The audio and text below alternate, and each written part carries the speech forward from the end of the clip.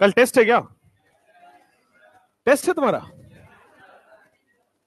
तुम्हारा कब से टेस्ट होने लगा? क्या आ रहा है तुम्हारे टेस्ट में? P block? अच्छा, ओके। यार ये पहन के ना पढ़ाया ही नहीं जाता है, गलत खरीद लिया मैंने इसको।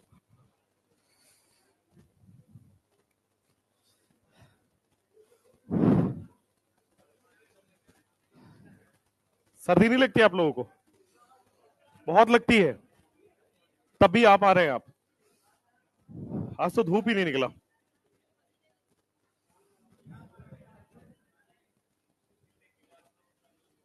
हमसे मिलने के लिए आते हैं। बहुत बढ़िया, वेरी नाइस। जेठालाल से शर्ट लिए हैं? ये जेठालाल वाला लगता है तुम्हें? बेटा जेठालाल का होता तो इस पे कार्टून वार्टून बना होता है एक दो इधर, वैसा ही है। ठीक है यार, मम्मियों की पसंद की शर्टें ऐसे ही होती है। मम्मी लोगों को पसंद ऐसे ही होता है ना, एक ही शर्ट में सारा कलर दिख जाए, है ना? वैसे ही होता है। ठीक है, मम्मी लोगों के उनका अलग प्यार है। कहां तक हुआ था? लास्ट प्रॉपर्टी कहां तक हुआ था? आई हुआ था। लिखो ऑक्सीडेशन स्टेट।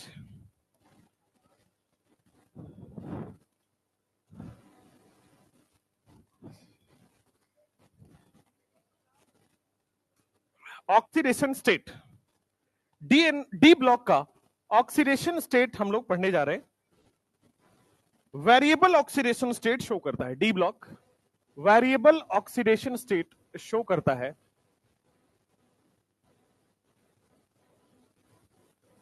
डी ब्लॉक, आपका वेरिएबल ऑक्सीडेशन स्टेट शो करता है। बोर्ड पे देखिएगा, बोर्ड पे देखिएगा। सबसे पहले आपको डी ब्लॉक का, मैं सबसे पहले 3D सीरीज का ऑक्सीडेशन स्टेट लिख रहा हूं, 3D सीरीज एलिमेंट्स का। 3D सीरीज से भी पहले समझो ऑक्सीडेशन स्टेट के बारे में एक statement.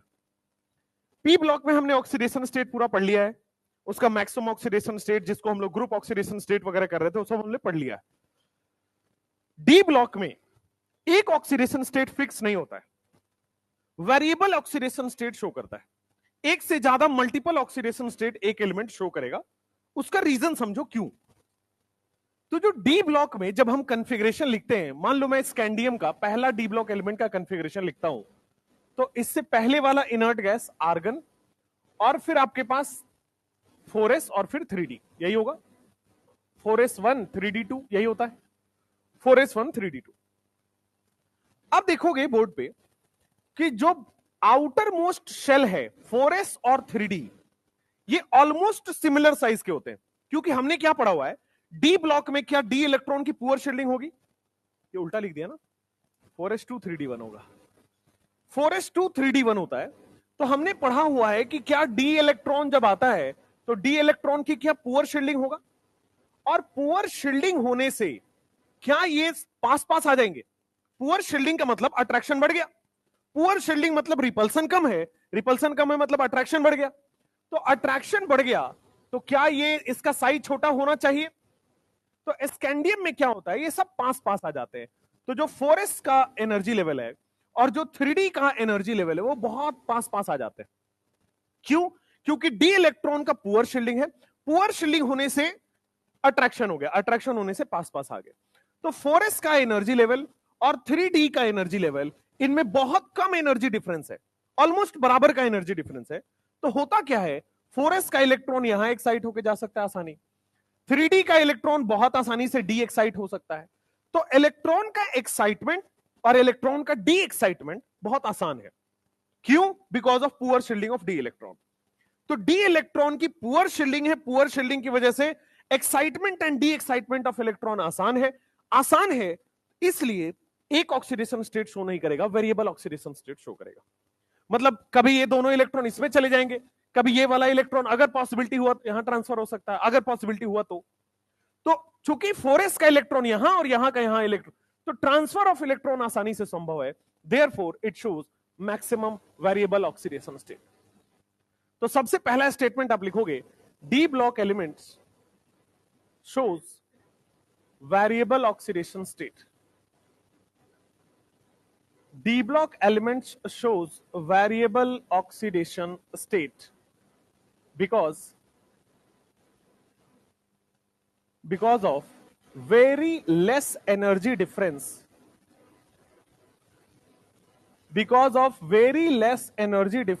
between 4s and 3d 4s and 3d shells. 4s और 3d जो सेल होता है, 4s 4 और 3 शेल के बीच में जो एनर्जी का गैप है वो बहुत कम है, और एनर्जी का गैप कम है तो excitement D excitement of electron is easy. Bracket में लिखिएगा excitement and D excitement of electron is easy. Excitement और डी एक्साइटमेंट ऑफ इलेक्ट्रॉन आपका आसान हो जाता है, so it shows variable oxidation state. तो अब मैं 3D सीरीज का वेरिएबल ऑक्सीडेशन स्टेट आपको लिख रहा हूं एक एक करके सब में. सबसे पहले scandium, titanium, vanadium, chromium, manganese, iron, cobalt, निकल, कॉपर और जिंक. इसमें 3D सीरीज में पहला चीज जो याद रखना है वो ये है कि सबसे पहले वाले में +3 ऑक्सीडेशन स्टेट शो होता है. सबसे पहला वाला +3 ऑक्सीडेशन एक ही शो करेगा. स्कैंडियम का वेरिएबल ऑक्सीडेशन स्टेट शो नहीं होता है. सिमिलरली जिंक का वेरिएबल ऑक्सीडेशन स्टेट शो नहीं होता है. हमने बोला d block element generally variable oxidation state show करेंगे, but except for scandium and zinc. क्यों स्कैंडियम में क्यों नहीं हो रहा? क्योंकि देखो स्कैंडियम का कॉन्फ़िगरेशन लिखोगे तो आर्गन 3d1 4s2 यही होता है. अगर मैं इसमें 3 इलेक्ट्रॉन निकाल दूं क्या हाईली स्टेबल हो जाएगा? क्या होता है कि इन दोनों में एनर्जी लेवल बहुत बहुत कम है, तो दोनों के दोनों इलेक्ट्रॉन 3D में ट्रांसफर हो जाते हैं. तो क्या यहां पे 4s2 ना लिख के इसको 3d3 लिख दूं? और 3d3 होता है तो एक साथ तीनों इलेक्ट्रॉन रिलीज होकर क्या इनर्ट गैस बन जाता है. देयरफॉर चूंकि इस एनर्जी डिफरेंस कम है तो सारे इलेक्ट्रॉन 3D में आएंगे और 3D के सारे इलेक्ट्रॉन एक साथ चले जाते हैं, इनर्ट गैस बन जाता है. इसलिए केवल एक ऑक्सीडेशन स्टेट है. सिमिलरली अगर आप जिंक की बात करोगे तो जिंक में भी आर्गन 10 3d10 4s2. ये कैसे स्टेबल होगा भाई? इसमें एक्साइटमेंट पॉसिबल ही नहीं. ये भी फुल्ली फिल्ड है, ये भी फुल्ली फिल्ड है. तो फिर क्या होगा? ये तभी स्टेबल होगा जब यहां से ये इलेक्ट्रॉन निकले. तो कितना ऑक्सीडेशन स्टेट शो करेगा? +2. तो फर्स्ट और लास्ट में 3 और 2 इलेक्ट्रॉन रिलीज करा के स्टेबल हो जाता है. फर्स्ट और last do not show variable oxidation state. ठीक है, यहीं पे लिखेगा scandium and zinc. Scandium and zinc do not show variable oxidation state. इन दोनों को छोड़ दिया जाए तो फिर ये वेरिएबल ऑक्सीडेशन स्टेट शो नहीं करता है. यहां पे एक क्वेश्चन पहले सॉल्व कर लो, फिर मैं लिखाता हूं उधर.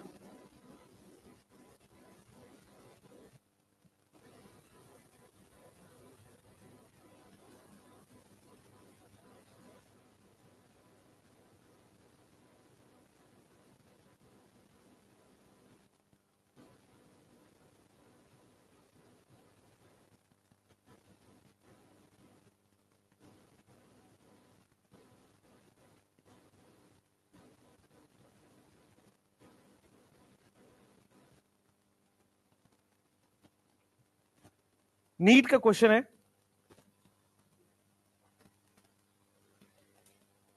ए है या बी है या सी है या डी है या दोनों है? ए और डी? ए होगा. बढ़िया, एकदम ही गधे हैं सारे के सारे. पूछा गया है विच transition element. Zinc cadmium mercury transition element नहीं होता है, इसलिए वो हल्का सा ट्विस्ट किया और आप गड़बड़ हो गए. विच transition element shows variable oxidation state, और वो ट्रांजिशन एलिमेंट तो ये है. ये तो ट्रांजिशन बोला ही नहीं जाता. अगर लिखा जाता विच डी ब्लॉक एलिमेंट तब दोनों होता है ना. चलिए, तो अब टाइटेनियम का कैसे याद रखेंगे? तो जो भी है ना उसके एक आगे और एक पीछे लगा दीजिए. जो स्कैंडियम का है उससे एक आगे और एक पीछे. +2 +3 +4 वेरिएबल शो करता है. ये भी ये भी ये भी. वैनेडियम एक बढ़ा दीजिए. +2 +3 +4 +5. क्रोमियम में और बढ़ा दीजिए. +2 +3 +4 +5 +6. मैंगनीज में और बढ़ा दो. +2 +3 +4 +5 +6 +7। ठीक है, आयरन की बात करोगे +2 +3, आयरन में क्या होता है +2 +3 +4 +6, आयरन +5 नहीं दिखाता है। आप इसको चाहें तो इसको ऐसे लिखो, iron will never show +5, iron हमेशा +6 में तो दिखाता ही है। कोबाल्ट में आपके पास +2 +3 +4, अब कम होना चालू होगा, +2 +3 +4, इसका भी +2 +3 +4, इसका हो जाता है +1 और +2। ये आपको याद रखना पड़ेगा, इसको बार बार 2-3 बार लिखोगे रफ में तो याद हो जाएगा। तो स्कैंडियम और जिंक पहले और लास्ट वाले में वेरिएबल शो नहीं होता है, बाद बाकी सब में वेरिएबल ऑक्सीडेशन स्टेट शो होता है। और कैसे करना है, तो जो +3 है उसके एक आगे और एक पीछे जोड़ दो, तो +2 +3 +4 हो गया, एक एक बढ़ाते जाओ मैंगनीज तक। आयरन +5 नहीं दिखाएगा, उसके बाद डिक्रीज होना चालू होगा, और फिर कॉपर +1 +2 दोनों दिखाता है। कौन वेरिएबल ऑक्सीडेशन स्टेट शो करेगा, ये आपके स्क्रीन पे आ गया है।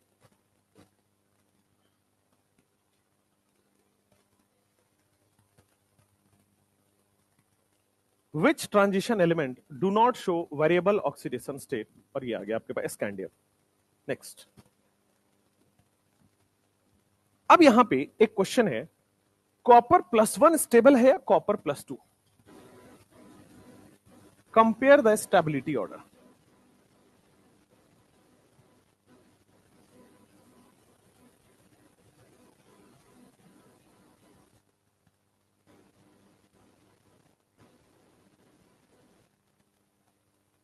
कॉपर +1 और कॉपर +2 में स्टेबिलिटी का ऑर्डर कंपेयर करना है।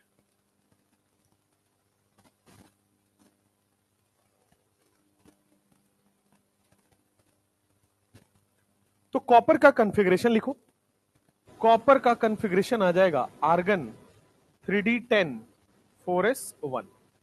अब जब आप कॉपर +1 लिखोगे तो क्या फुल्ली फिल्ड बच रहा है, लेकिन अगर आप कॉपर +2 लिख दोगे तो क्या ये पार्शियली फिल्ड हो जाएगा?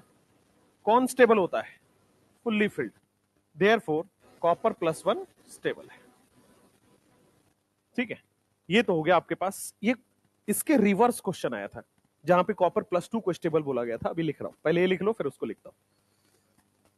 जब स्टेबिलिटी का ऑर्डर दिया हो तो कॉन्फ़िगरेशन से आ जाएगा फुल्ली फिल्ड स्टेबल होता है। बट एक ऐसा क्वेश्चन आया था जिसमें कॉपर +2 को स्टेबल बोला गया था, वो भी मैं अभी कराता हूं।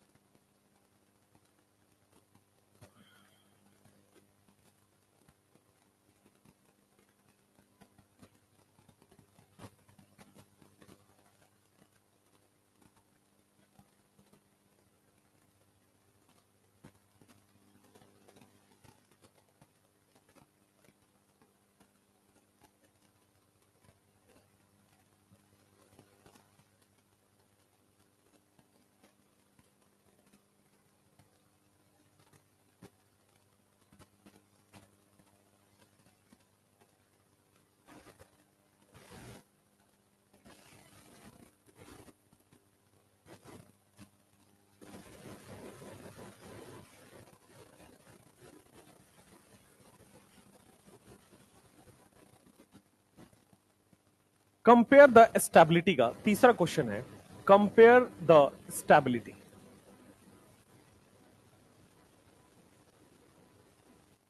अब आ जाएगा यहां पे कॉपर +1 कॉपर +2, बट यहां पे एक्वस लिखा हुआ है। अगर कुछ भी नहीं लिखा है that means it is gaseous. अगर कुछ भी नहीं लिखा है मतलब वो गैसियस स्टेट में है, और अगर दूसरा ऑक्सीडेशन स्टेट आपको मेंशन करना पड़ेगा। अब मुझे बताओ एक्वस स्टेट में स्टेबिलिटी कैसे देखोगे? मैंने बोला था कि जिस अच्छा पहले साइज का बता दो, what is the size order? Size in gaseous बताओ। साइज इन गैसियस क्या हो जाएगा? क्या आपके पास पता है, ज्यादा चार्ज है तो छोटा साइज हो जाता है, ज्यादा पॉजिटिव चार्ज छोटा साइज। ठीक है, साइज इन एक्वस। क्या हमने पढ़ा हुआ है कि hydration energy is inversely proportional to size? तो अगर मैं हाइड्रेशन एनर्जी का कंपेयर करूं तो साइज कम है तो हाइड्रेशन एनर्जी ज्यादा हो जाएगा। और देखो हाइड्रेशन एनर्जी क्या होता है, रिलीज। हाइड्रेशन एनर्जी क्या होता है, जब वाटर उसको चारों तरफ से घेरेगा तो हाइड्रेशन एनर्जी रिलीज। अगर इसमें ज्यादा हाइड्रेशन एनर्जी रिलीज हो गई तो क्या यही स्टेबल हो जाएगा? बेटा कॉपर +1 और कॉपर +2 में साइज किसका ज्यादा है? कॉपर +1 का और +2 का छोटा है। जिसका साइज छोटा होगा उसमें हाइड्रेशन एनर्जी ज्यादा रिलीज होगा। तो किसमें हाइड्रेशन एनर्जी ज्यादा रिलीज होगा? कॉपर +2 में। तो यहां पे एनर्जी रिलीज हो गया तो क्या इस सिस्टम की एनर्जी कम हो गया? जिस सिस्टम की एनर्जी कम हो जाती है वो स्टेबल होता है। ठीक है, तो because of hydration energy copper +2 ये स्टेबिलिटी का ऑर्डर आएगा। सेम हाइड्रेशन एनर्जी का ऑर्डर हो गया, फिर स्टेबिलिटी इन एक्वस मीडियम। तो जो आपके पास एग्जाम में आया था वो एक्वस मीडियम में पूछा था, कौन ज्यादा स्टेबल होगा? तो कॉपर +2 ग्रेटर देन कॉपर +1। 2013 में आया था ये।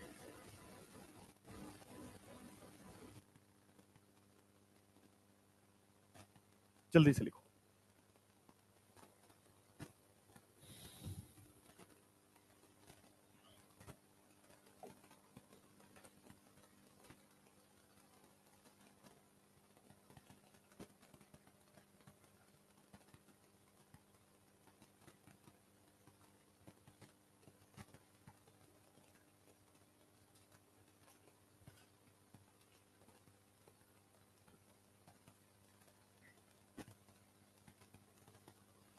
इसके बाद दोनों क्लास फिजिक्स होती है तुम्हारी?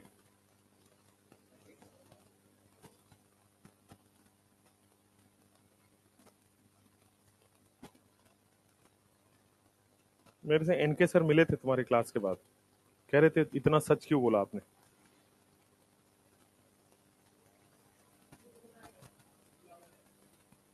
नहीं नहीं सही में। अब यार कोई सच थोड़ी कबूल सकता है। क्या सर को लेके आए हैं मतलब? सामने सामने होगा। सामने सामने भी थोड़ी ना वो स्वीकारेंगे कि नहीं नहीं मैं रोलर की तरह मेरा इस्तेमाल है। प्रूफ देना पड़ेगा। प्रूफ वो साक्षात वही है प्रूफ अपने आप में।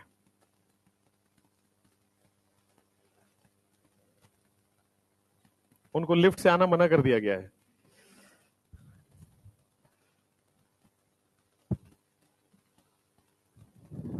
उनकी शादी है, तुमको बताया उन्होंने? अरे यार सब मेरे ऊपर ना बिल फाड़ देते, यही दिक्कत है।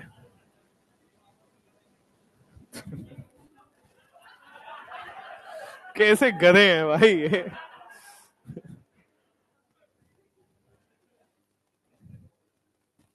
बहुत बढ़िया। एक फिजिक्स वाले को भी ढूंढ ही लेते हैं, तीनों आपस में मिलके कर लेंगे शादी, फिर एक कोचिंग खोल ले, है ना? हाँ सही पकड़े हो तुम। चलो भाई।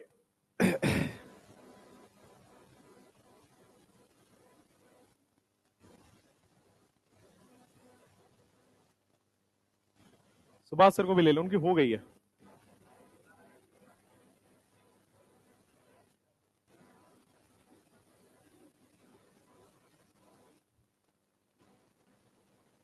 वो लास्ट दिन तुम्हें पार्टी दिए नहीं दिए? वो पार्टी दिए थे? क्या खाए थे तुम पार्टी में? बढ़िया। 5-6 बार दे दिए हो? बढ़िया। मैंने भी तो दे दिया है। अब तुम मुझे नहीं बोल सकते, मैंने भी दे दिया है।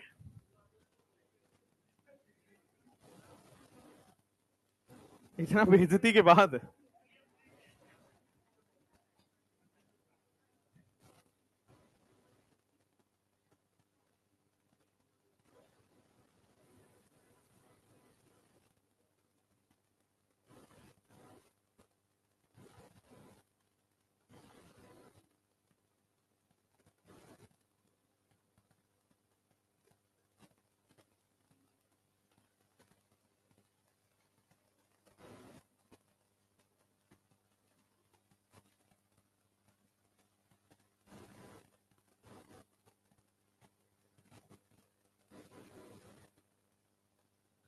हाँ भाई, match the column with their highest oxidation state. पहले लिख लीजिए फिर आराम से मैच कर लीजिएगा।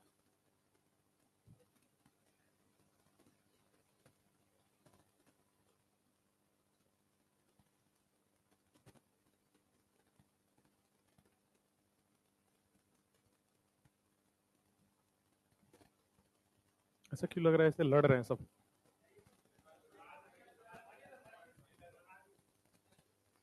क्या हो रहा है इधर? देख रहे हो मेरा भी डर है। सब चले गए अंदर। मैं सोच रहा था कभी डॉन वन बनूं। ये 11th वाले बेचारे डर जाते तुरंत।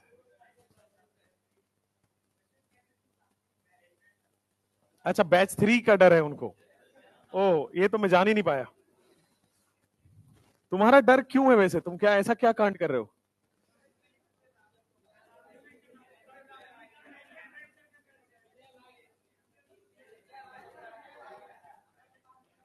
चलो भाई, आयरन का हाईएस्ट ऑक्सीडेशन स्टेट क्या है? +6। स्कैंडियम का एक ही है। और क्रोमियम का? क्रोमियम +2 होता है। कॉपर +2। और क्रोमियम का हाईएस्ट होता कितना है? 6 होता है। तो +5 देख के कंफ्यूज क्यों हो रहे हो?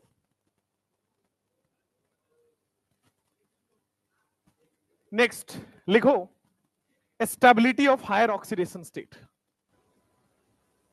ऑक्सीडेशन स्टेट के अंदर ही सब टॉपिक है stability of higher oxidation state.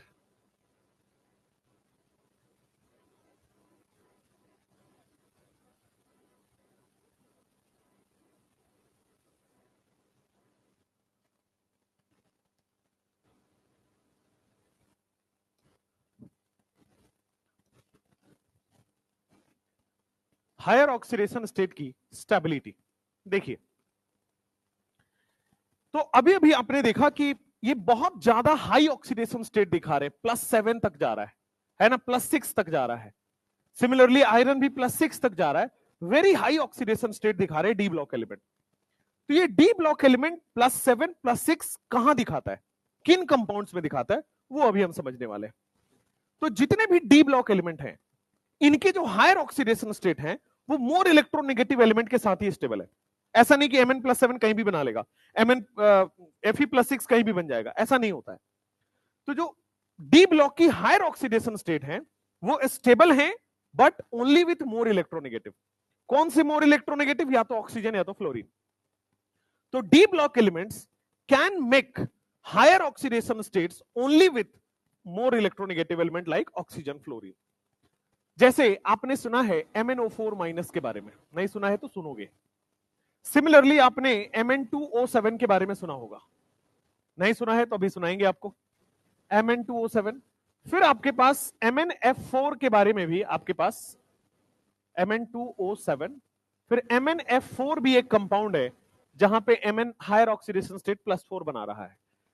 जैसे Cr2O7-2, ये भी आगे जाके पढ़ना है, इसमें भी क्रोमियम हायर ऑक्सीडेशन स्टेट बना रहा है। ठीक है। CrO4-2, यहां भी आपके पास क्रोमियम हायर ऑक्सीडेशन स्टेट में बना रहा है। तो जब भी आपके पास d block element higher oxidation state show करेगा, वो तभी पॉसिबल है जब उसकी बॉन्डिंग किससे हो रखी हो? मोर इलेक्ट्रोनेगेटिव एलिमेंट से। More electronegative element like oxygen and fluorine. यहां आप लिखोगे d block elements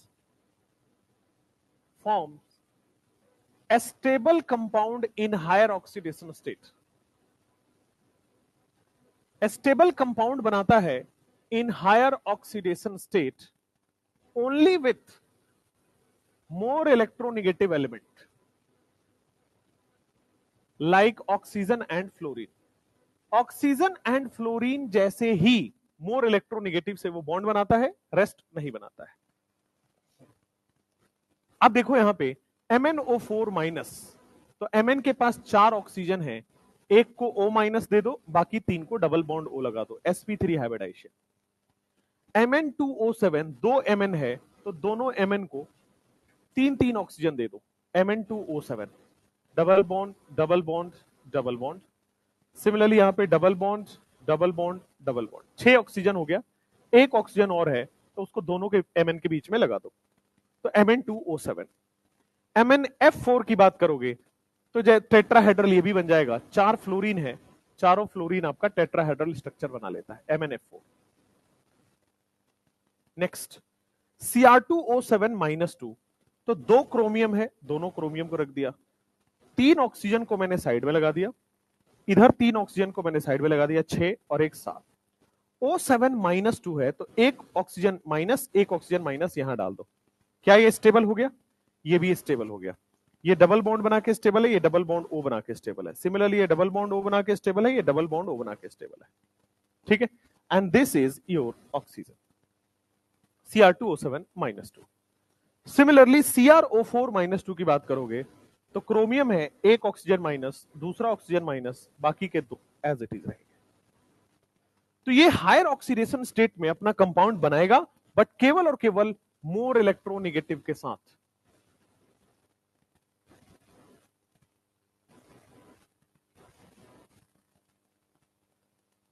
D block elements form higher oxidation state, but only with more electronegative element like oxygen and fluorine. सबका स्ट्रक्चर बना लीजिए।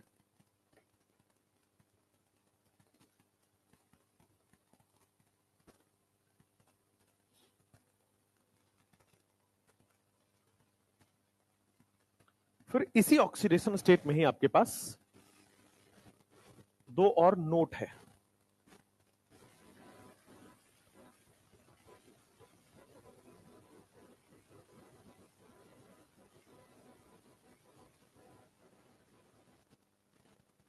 पहला नोट आपके पास आ जाएगा कि ऑक्सीडेशन स्टेट हायर है, लेकिन उस ऑक्सीडेशन स्टेट की स्टेबिलिटी कैसे डिफाइन होगी। तो किसी भी ग्रुप में टॉप से बॉटम जाओगे तो हायर ऑक्सीडेशन स्टेट की स्टेबिलिटी बढ़ती है। क्यों? क्योंकि अगर ऊपर जाओगे तो छोटा साइज है, नीचे जाने पे साइज बड़ा हो रहा है। अब हायर ऑक्सीडेशन स्टेट का मतलब +7 +6, यानी कि वहां 7 इलेक्ट्रॉन निकालना है, 6 इलेक्ट्रॉन निकालना है। क्या 7 या 6 इलेक्ट्रॉन निकालना यहां से आसान है, यहां से आसान है? नीचे वाले से। ऑब्वियसली यहां से आसानी से निकलेगा, वहां से निकलेगा ही नहीं। तो नीचे जाने पे हायर ऑक्सीडेशन स्टेट आसानी से बनेगा, स्टेबल बनेगा। तो इसीलिए मैंने बोला किसी भी ग्रुप में हायर ऑक्सीडेशन स्टेट की स्टेबिलिटी नीचे जाने पे बढ़ती है। In a group stability of higher oxidation state increases.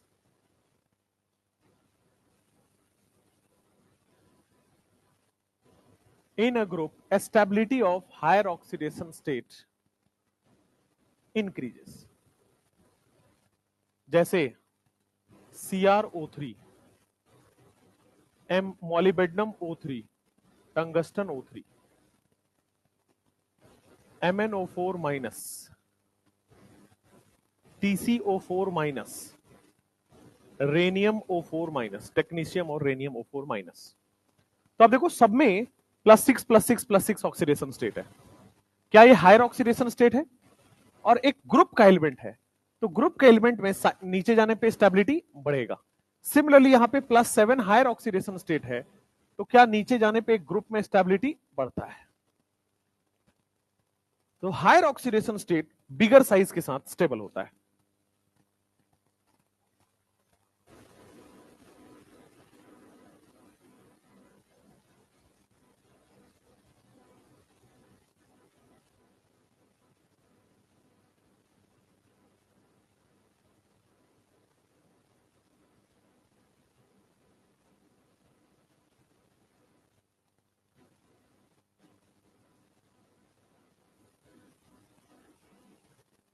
Bigger oxidation state is stable with bigger size.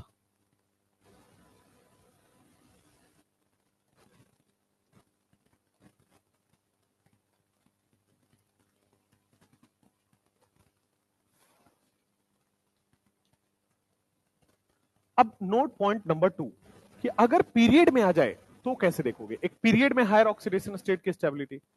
तो इन अ पीरियड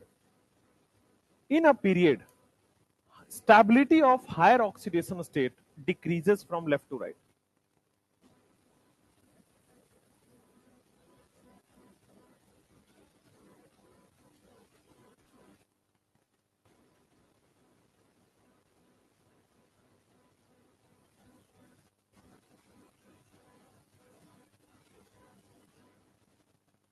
लेफ्ट से राइट में साइज डिक्रीज होगा तो स्टेबिलिटी भी डिक्रीज होगी, क्योंकि हायर ऑक्सीडेशन स्टेट चाहे ग्रुप में हो चाहे पीरियड में हो बिगर साइज पे स्टेबल होगा।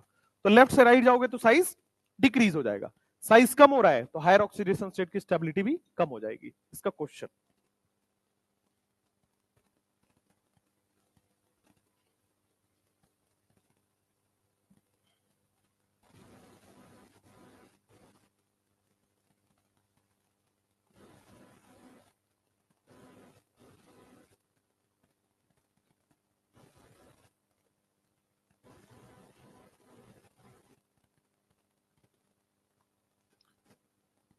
in a period stability of higher oxidation state decreases from left to right। Question यही है। यहां पे ये +5 में जा रहा है, यहां पे ये +6 में आ रहा है और यहां पे ये +7 में आ रहा है। तो लेफ्ट से राइट जाओगे तो स्टेबिलिटी डिक्रीज होगी हायर ऑक्सीडेशन स्टेट की।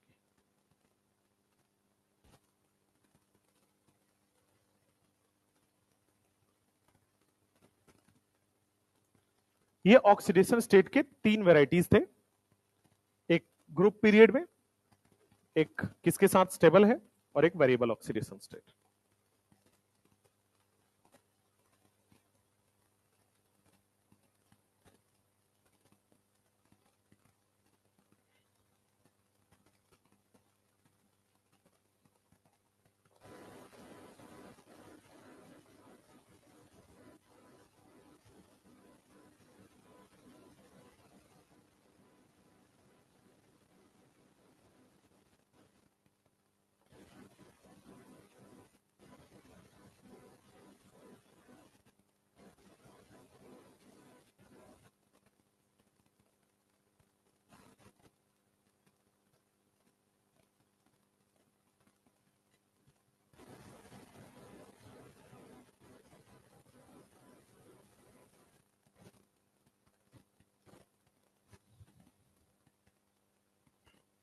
इन सब का Mn का ऑक्साइड दिया गया है, इनका नेचर लिखना है आपको।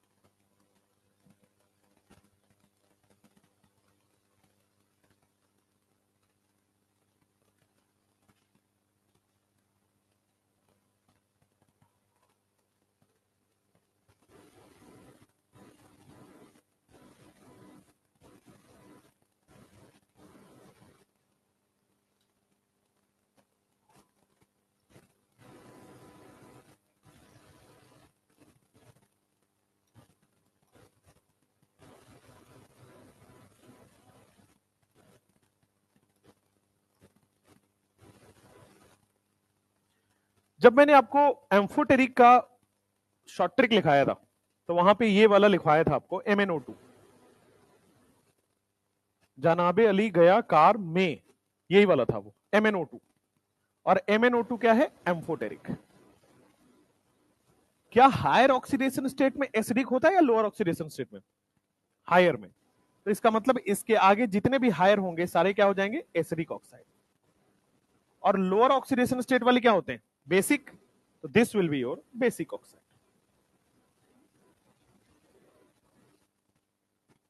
एम्फोटेरिक के राइट में एसिडिक, एम्फोटेरिक से नीचे वाले सारे बेसिक।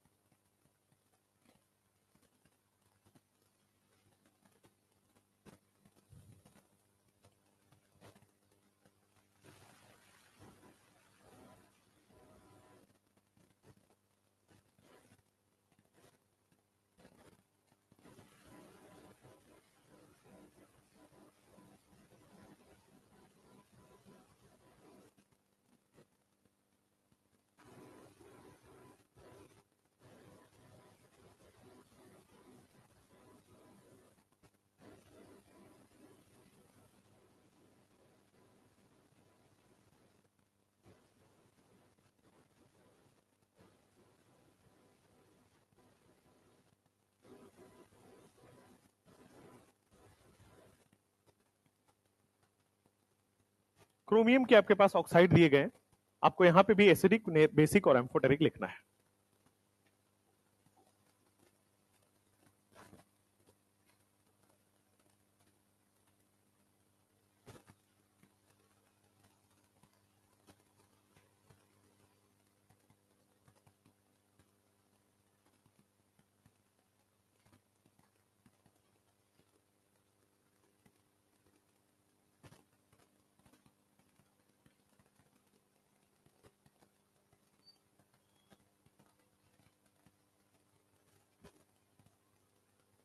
तो जब मैंने एम्फोटेरिक का आपको ट्रिक लिखाया था तो वहां पे Cr2O3 को क्या बोला था? एम्फोटेरिक। उससे हायर ऑक्सीडेशन स्टेट हो जाएगा एसिडिक और लोअर वाले हो जाएंगे बेसिक।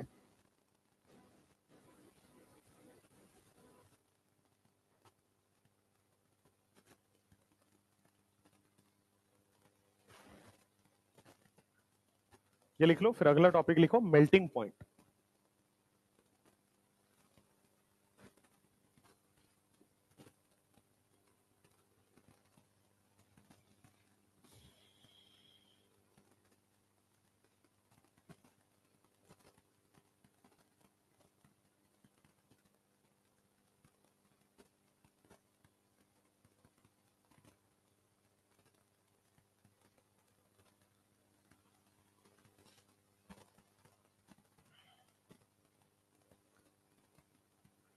अगला वीक लास्ट वीक होगा आपका।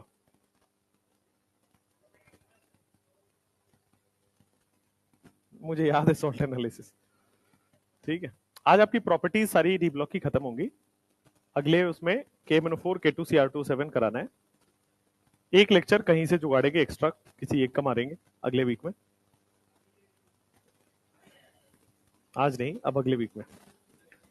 तो किसी दिन 2 लेक्चर लेंगे एक के बजाय, मतलब थर्सडे के दिन ही आपकी 2 लेक्चर होगी अगले दिन। ठीक है, तो दोनों लेक्चर जो होगा उसमें डी ब्लॉक खत्म हो जाएगा। फिर एक लेक्चर लगता है एफ ब्लॉक में। F block is very very simple. और फिर आगे के 3 लेक्चर लगते हैं सॉल्ट एनालिसिस में। ठीक है, केटाइन, एनाइन एंड क्वेश्चंस। ठीक है, सॉल्ट एनालिसिस वैसे 6 लेक्चर का टॉपिक है जेई वाला, बट आपके सिलेबस में जो है वो है 3 लेक्चर का टॉपिक, क्योंकि आप में केटाइन एनाइन है, आप में सॉल्ट नहीं है। सॉल्ट एनालिसिस में सॉल्ट नहीं है, सबसे अच्छी बात आप में यही है। सॉल्ट एनालिसिस में सॉल्ट का केटाइन पार्ट है, सॉल्ट का एनाइन पार्ट है, बस। और जो लास्ट ईयर क्वेश्चन आया था, तो जिसने सॉल्ट एनालिसिस का 5 मिनट भी पढ़ा होगा उससे वो क्वेश्चन हो जाता, क्योंकि सॉल्ट एनालिसिस स्टार्ट करते ही एक टेबल का ट्रिक बनता है। ठीक है, और उसी ट्रिक से क्वेश्चन आया था, और मैं आपको उम्मीद, भरोसा रखो, इसी टेबल से इस बार भी आएगा, क्योंकि उसी में है, सारा समरी वही है। राइट, तो वो टेबल कराएंगे सबसे पहले, फिर 3 लेक्चर में आपका सॉल्ट एनालिसिस खत्म होगा। कुल मिला के अगला week will be the last week of your inorganic. तो इसीलिए तो बोला एक्स्ट्रा लेक्चर एक नाम लेंगे। अरे तो 2 ले लेंगे, उसमें क्या लग रहा है, लेकिन अगले वीक में ही लेंगे जो लेना होगा। ठीक है, उसके आगे नहीं बढ़ाएंगे। हाँ, जिसका भी आपको बायो का हो या फिजिक्स का हो, कोई एक चैप्टर जो भी उनका आगे चल रहा होगा उनसे हम लोग बोरो कर लेंगे। बायो का लास्ट क्लास नहीं, लास्ट तक नहीं रुकेंगे आपके साथ। बायो का भी लास्ट वीक है? क्या बात कर रहे हो? अच्छा, नंद किशोर सर का लास्ट वीक चल रहा, वेरी नाइस। उसके बाद ऊपर वाले के भरोसे। चलिए ठीक है, नाइस।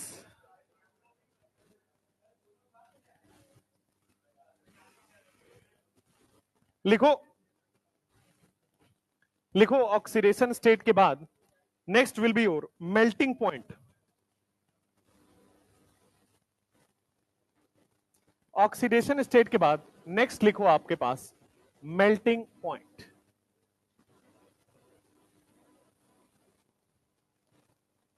अब सबसे पहले मेल्टिंग पॉइंट में आपको क्या लिखना है, बोर्ड पे देखो। मेल्टिंग पॉइंट में आपको क्या लिखना है, एस ब्लॉक से ज्यादा मेल्टिंग पॉइंट होता है डी ब्लॉक वाले का। पहला लाइन ये समझना है, बोर्ड पे देखो। एस ब्लॉक और डी ब्लॉक दोनों मेटल्स हैं, S block and D block दोनों ही मेटल्स हैं, बट डी ब्लॉक वाले का मेल्टिंग पॉइंट ज्यादा होता है।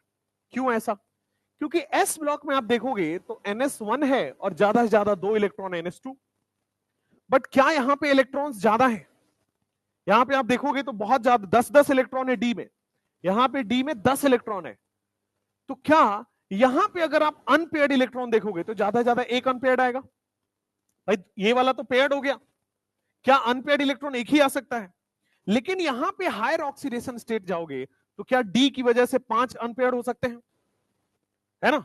यहां पे अनपेयर्ड टोटल 2 इलेक्ट्रॉन है, तो अनपेयर्ड कितना होगा 1, टोटल 10 इलेक्ट्रॉन है तो अनपेयर कर दो कितना हो जाएगा 5। 5 तो डी में क्या NH2 भी इसके पहले होता है, तो इसका भी एक अनपेयर्ड आएगा। तो क्या यहां पे अनपेयर्ड इलेक्ट्रॉन केवल एक आ रहा है, यहां पे अनपेयर्ड इलेक्ट्रॉन टोटल 6 आ रहा है। तो ज्यादा अनपेयर्ड इलेक्ट्रॉन है तो क्या ज्यादा बॉन्डिंग होगी भाई। एक मेटल है जिसमें 6 अनपेयर्ड है, एक मेटल है जिसमें एक ही अनपेयर्ड है, तो कहां मेटालिक बॉन्डिंग ज्यादा होगी, एस ब्लॉक में या डी ब्लॉक में। डी ब्लॉक की मेटालिक बॉन्डिंग ज्यादा होगी। तो डी ब्लॉक के एटम्स, डी ब्लॉक के मेटल के एटम्स ज्यादा कनेक्टेड होंगे आपस में। अब ज्यादा बॉन्ड ये बना रहा है, कम बॉन्ड ये बना रहा है, किसको तोड़ना आसान है, डी ब्लॉक या एस ब्लॉक। S block. क्या ये मुश्किल से टूटेगा, बहुत इसमें हीट देना पड़ेगा, तो क्या इसकी मेल्टिंग पॉइंट कम होगी या ज्यादा होगी, ज्यादा होगी, हाई टेम्परेचर देना पड़ेगा। तो सिंस डी ब्लॉक के अंदर अनपेयर्ड इलेक्ट्रॉन ज्यादा है तो मेटालिक बॉन्डिंग ज्यादा होगी, इसको तोड़ने में ज्यादा टेम्परेचर लगेगा, therefore melting point of d block is high. तो सबसे पहला स्टेटमेंट यहीं पे आता है कि d block metals have higher melting point than s block. D block metals have higher melting point than s block because in D block elements have higher melting point than S block because in D block elements the unpaired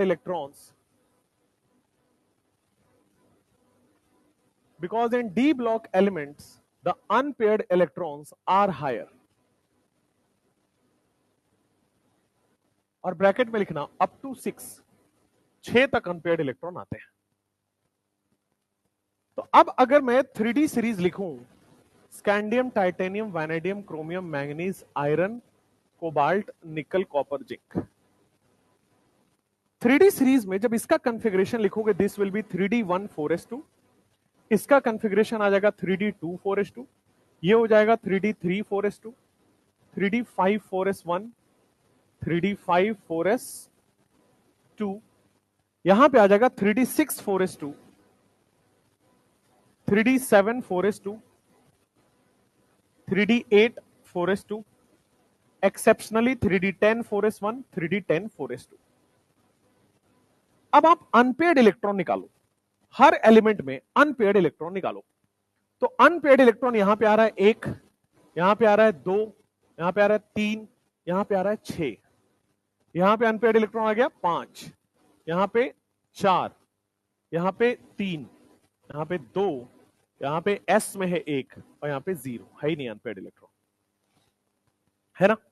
अब देखो अभी अभी मैंने बोला कि melting point क्या unpaired electron के directly proportional होगा, क्योंकि जितना ज्यादा अनपेयर्ड इलेक्ट्रॉन उतना ही ज्यादा बॉन्डिंग, जितना ज्यादा अनपेयर्ड इलेक्ट्रॉन उतना ही ज्यादा मेटालिक बॉन्डिंग और उतना ही ज्यादा टेम्परेचर लगेगा आपको मेटल को तोड़ने में, पिघलाने में, मेल्ट करने के लिए। तो अब देखो क्या यहां से हमें पता चल रहा है कि क्रोमियम का हाईएस्ट मेल्टिंग पॉइंट होगा, क्योंकि क्रोमियम में क्या highest number of unpaired electron है, तो chromium has highest melting point. Chromium ही नहीं, उसके नीचे वाले तीनों, क्रोमियम हो, मॉलिबेडनम हो और टंगस्टन हो, इन तीनों में क्या 6 अनपेयर्ड इलेक्ट्रॉन आएगा, और 6 अनपेयर्ड इलेक्ट्रॉन है, highest number of unpaired electron है, क्या हाईएस्ट मेल्टिंग पॉइंट हो जाएगा, highest number of unpaired electron and hence it has higher melting point या हाईएस्ट मेल्टिंग पॉइंट। क्लियर, ठीक है। लेकिन यहां पे एक एक्सेप्शन आता है। एक्सेप्शन ये है कि सेकंड नंबर पे आप मुझे सोच के बताओ कि मेल्टिंग पॉइंट सेकंड हाईएस्ट किसका होना चाहिए, मैंगनीज का, क्योंकि मैंगनीज में सेकंड हाईएस्ट अनपेयर्ड इलेक्ट्रॉन है, 6 के बाद 5 उसी में है, और इसी का सबसे कम होता है। तो एक्सेप्शन है मैंगनीज, टेक्नीशियम और रेनियम, होना इसका सेकंड हाईएस्ट होना चाहिए था, but it has exceptionally low melting point, it has low MP, ठीक है, इट हैज लो एमपी। तो आप इसको जल्दी से लिख लीजिए कि हाईएस्ट मेल्टिंग पॉइंट आ रहा है ये, और एक्सेप्शनली लो इसका आ जाएगा। अच्छा, सबसे कम किसका होगा, सेकंड हाईएस्ट ना होके ये लो हो गया, बट इसमें मुझे बताओ सेकंड सबसे लोएस्ट किसका मेल्टिंग पॉइंट होगा, जिंक, कैडमियम, मरकरी, क्योंकि उसमें अनपेयर्ड इलेक्ट्रॉन है ही नहीं, वो आसानी से टूट जाएगा। तो लोएस्ट अगर आपसे कोई पूछा जाए तो जिंक, कैडमियम, मरकरी का होगा, बट विथ एक्सेप्शन। एक एक्सेप्शन है, पहले इसको लिख लीजिए फिर करते हैं। हाँ, क्या पूछना चाहिए? बिकॉज ऑफ देयर स्ट्रक्चर, इनका क्रिस्टल स्ट्रक्चर थोड़ा डिफरेंट होता है, इसलिए आसानी से पिघल जाते हैं। ठीक है, एक्सेप्शन है, अभी क्या करोगे?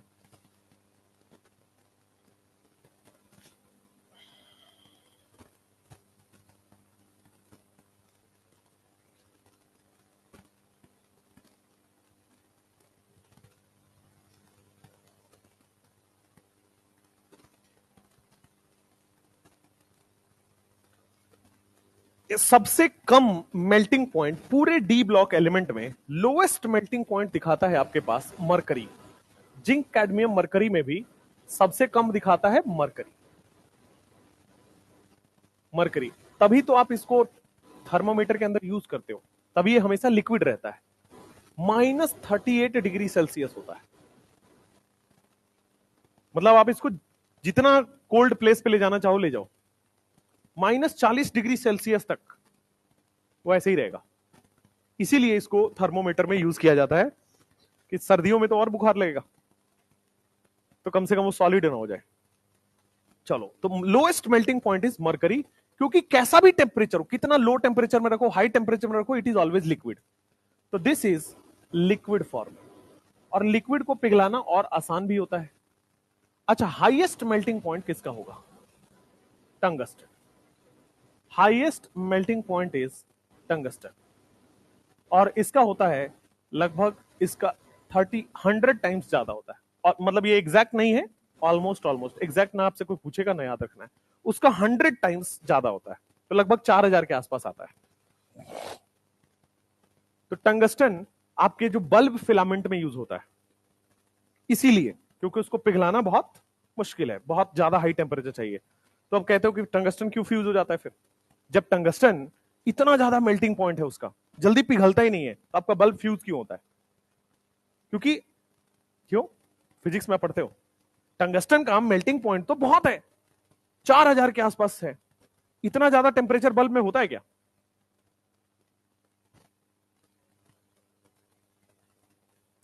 नहीं नहीं, वो तो ठीक है, चाइना वाला जो भी हो। टंगस्टन जो आपके पास यूज होता है ना बल्ब के अंदर, बल्ब के अंदर एक्चुअल टंगस्टन यूज नहीं होता है, इट इज आर्टिफिशियल टंगस्टन, और जो कि बहुत सारी मिक्सचर ऑफ मेटल से बनता है, वो अलॉय ऑफ टंगस्टन होता है। It is not tungsten, it is alloy of tungsten.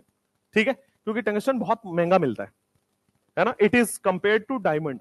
जितना महंगा आपका डायमंड है, अब सोचो आपके बल्ब में लगने लग जाए तो, है ना, बल्ब की चोरी सबसे पहले होगी। तो इसलिए टंगस्टन नहीं होता है, टंगस्टन का बहुत छोटा अमाउंट उसमें यूज होता है, it is alloy of tungsten. ठीक है, इसलिए वो कम टेम्परेचर पे भी पिघल जाता है, क्योंकि अगर रियल टंगस्टन दोगे तो 4000 सेल्सियस लगता है।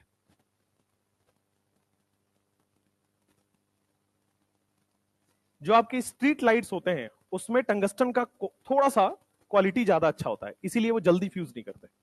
तो टंगस्टन की क्वालिटी बढ़ाओगे तो वो जल्दी फिलामेंट फ्यूज नहीं होता है,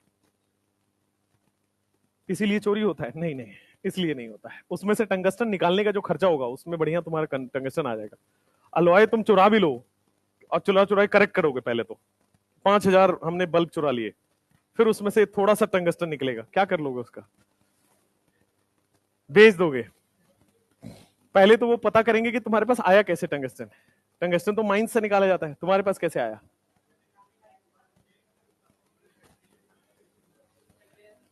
मतलब डॉक्टर बनने वाली एक क्वालिटी तुम्हारे अंदर नहीं दिखती है, चोरी करेंगे तो ये करेंगे, तुम लोग अलग लेवल के लोग हो। एक बिहार में मैंने एक चीज देखी है, लोगों के खून में बसा हुआ है चोरी करना। मतलब अगर हम भी बिहारी हैं, पर हम यहां रहे नहीं है, तो वो इफेक्ट से हम बच गए थोड़ा। ठीक है, बट यहां पे इट इज इन ब्लड, मैं आपको बता दूं, टेंडेंसी बन गई है। अब मैं आपको बताता हूं कि देखो, हर जगह कुछ परसेंटेज अच्छे होते हैं, कुछ खराब होते हैं, यहां ज्यादातर खराब है। ठीक है, मेजॉरिटी लोग यहाँ पे, मैं जिनके साथ आसपास काम कर रहे हैं ना, कोई आसपास जहां मैं मतलब मान लो किसी के साथ कोई आप बिजनेस कर रहे हैं या कुछ कर रहे हैं या किसी के साथ काम कर रहे हैं मान लो, तो हर लोगों के दिमाग में ये है कि अगर 100 रुपए है तो उसमें से 10 ही का काम हो, 90 तो बांट लेते हैं आपस में। दैट इज इन यहां की वो मतलब दैट इज इन एयर। और वो पता है कहां से आया है? पॉलिटिक्स से आया है। वो ऊपर से नीचे वो ट्रांसफर हुआ है, तो शुरुआत वहीं से होता है, मेन तो वहीं से पैसा आना है सरकार के पास से, तो वहीं से स्टार्ट होता है और वो नीचे तक बैठा हुआ है। खैर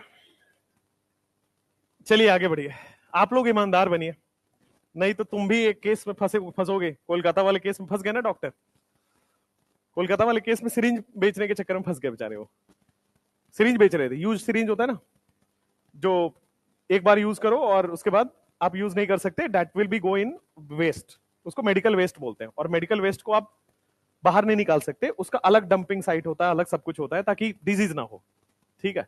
उसको रिसाइकल नहीं कर सकते एट एनी केस, वो क्रश होगा, क्रश होके फिर उसको दूसरे यूज में लिया जाएगा, अदर गार्बेज यूज में लिया जाता है। तो जितने भी आप देखते हो ये प्लास्टिक के कोई रिसाइकल्ड मटेरियल, वो सब मेडिकल वेस्ट होते हैं, they all are medical waste, क्योंकि मेडिकल वेस्ट एक जगह कलेक्ट होते हैं, सारे हॉस्पिटल एक जगह आते हैं, मतलब हर शहर में, पटना में भी बना होगा कहीं ना कहीं, बना होना चाहिए, ठीक है। पटना का वो रिस्क नहीं ले सकते यहाँ पे, तो पटना में बना होगा, दिल्ली में भी बना है, हर जगह बना है। हर स्टेट का एक मेडिकल डंपिंग यार्ड होता है, गवर्नमेंट की ही वो होती है, और काफी सिक्योरिटी भी होती है वहां पे, ठीक है। जनरली एयरपोर्ट्स के आसपास रखा जाता है कि वहां कोई जा ना पाए, इतना लंबा ग्राउंड है कि जल्दी जा ना पाए कोई वहां पे, और वहां पे डंप किया जाता है, हाई प्रेशर हाई टेम्परेचर के अंदर उसको डंप किया जाता है। कोलकाता वाले केस में वो भाई साहब फंस गए, प्रिंसिपल जो थे, है ना, कि वो क्या कर रहे थे कि वो उसका प्राइवेट को बेच दिया उन्होंने, ठीक है। तो प्राइवेट को बेच दिया तो फंस गए, हालांकि उनको बेल मिल गया है। तो ऑल पॉलिटिक्स यार, क्या कर सकते हैं। चलो, मेल्टिंग पॉइंट, मेल्टिंग पॉइंट के बाद हाईएस्ट और लोएस्ट हो गया, फिर लिखो enthalpy of atomization. Next topic will be enthalpy of atomisation.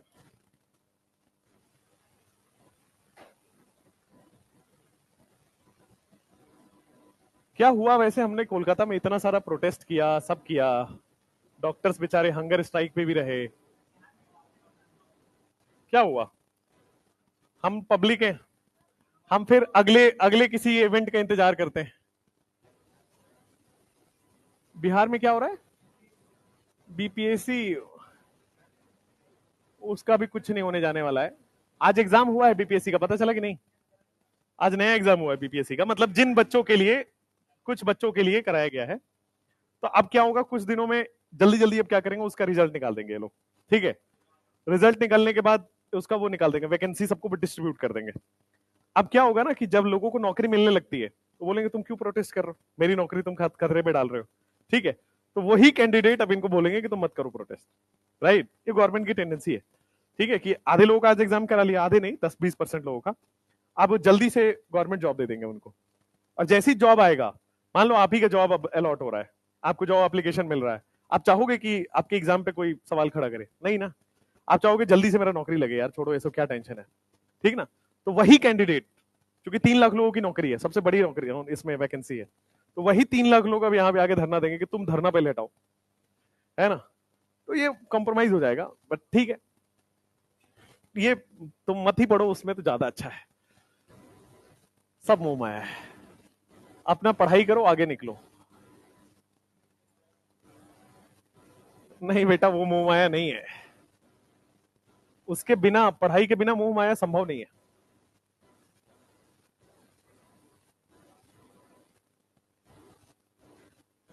चलो भाई, ये देखो बोर्ड पे, बोर्ड पे देखो, तो कोई भी मेटल होता है, तो मैंने बताया था कि मेटल हमेशा लैटिस बना के रहता है, मेटल एटम्स लैटिस बना के रहते हैं। जैसे आयरन मेटल की बात करो तो आयरन के बहुत सारे एटम्स ऐसे आपस में कनेक्टेड होंगे और लैटिस बनाएंगे। What is atomisation? एटमाइजेशन में नाम में क्लियर हो रहा है कि एटम बनाने का प्रोसेस है। Atomization is process of atom formation, atomization. अब बहुत सारे एटम बना के लैटिस बना हुआ है, और लैटिस ये बहुत स्ट्रॉन्ग लैटिस बनाता है, हर मेटल का स्ट्रॉन्ग लैटिस बनता है, तभी तो मेटल नहीं टूटता आसानी से। अच्छा, तो क्या होगा, द अमाउंट ऑफ एनर्जी, इतना हीट इसमें प्रोवाइड करो, इतना एनर्जी इसको दो कि ये सारे लैटिस के बॉन्ड पहले आपस में क्रैक हो जाए, सारे लैटिस के बॉन्ड पहले टूटे, तो व्हाट इज एटमाइजेशन? एटम में लैटिस के बॉन्ड को सबसे पहले तोड़ना है, और एटम में जब सारे लैटिस के बॉन्ड टूट जाएंगे तो क्या होगा? सारे एटम बिखर गए, अलग अलग हो गए। सारे एटम अलग अलग हो गए तो मान लो यहां पे आयरन का एक एटम आ गया Fe। क्या ये मेटल एटम है तो सॉलिड होगा? मेटल एटम है तो सॉलिड होगा। What is atomisation? एटम्स जो पहले लैटिस में बॉन्डेड थे उन एटम्स को हीट देके तोड़ दिया और सिंगल एटम बना दिया। ठीक है, तो बहुत सारे सिंगल सिंगल एटम बन जाएंगे। अब ये जो सिंगल एटम बना है, क्या ये सॉलिड स्टेट में है? और सॉलिड स्टेट से फर्दर इसको हीट करो और क्या बनाओगे आप? एटम को गैसियस स्टेट में। और ये जो गैसियस स्टेट में बनने का जो एनर्जी है, टोटल एनर्जी, इसी को बोलते हैं इंथैल्पी ऑफ एटमाइजेशन।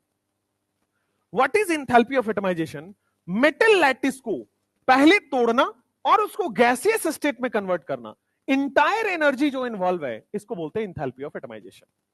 अब फिर से एक बार सुनना, पहले मेल्टिंग पॉइंट सोचो। मेल्टिंग पॉइंट में हमने यही तो बोला था कि जितना ज्यादा अनपेयर्ड इलेक्ट्रॉन होगा उतना ज्यादा आपस में मेटालिक बॉन्डिंग होगा।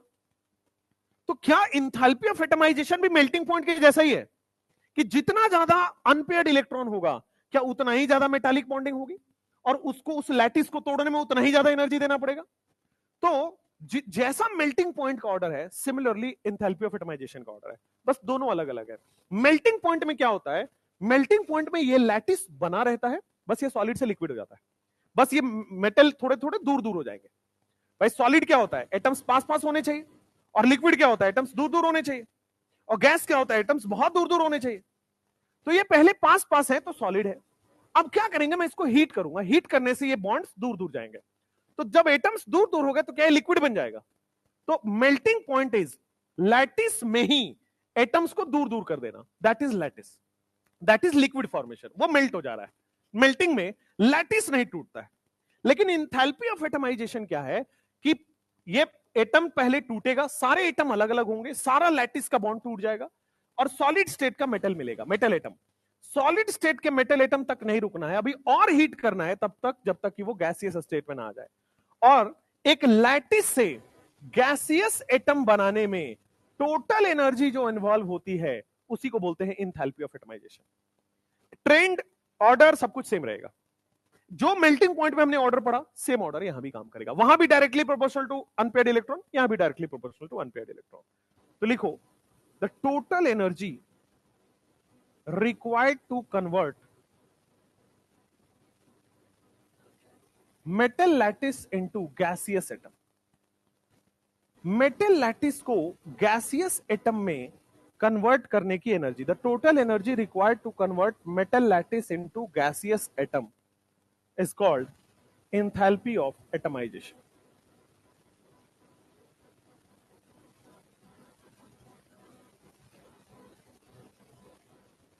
The total energy required to convert metal lattice into gaseous atom is called enthalpy of atomization. और यहां पे लिखेंगे enthalpy of atomization involves breaking of lattice. Atomization में लैटिस टूटता है, मेल्टिंग पॉइंट में लैटिस नहीं टूटता है, बस यही डिफरेंस। बाकी ऑर्डर ट्रेंड सब कुछ सेम है।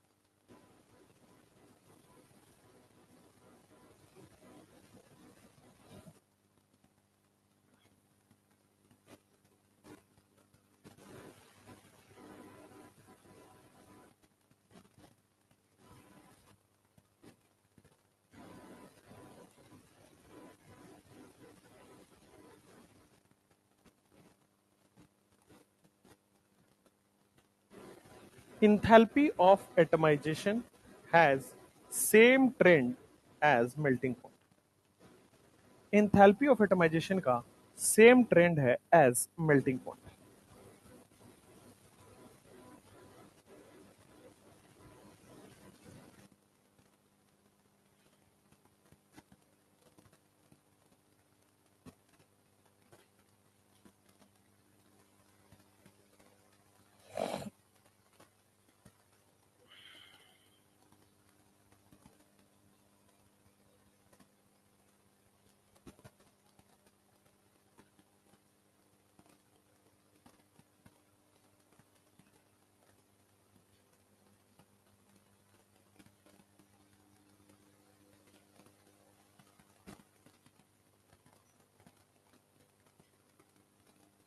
हो गया?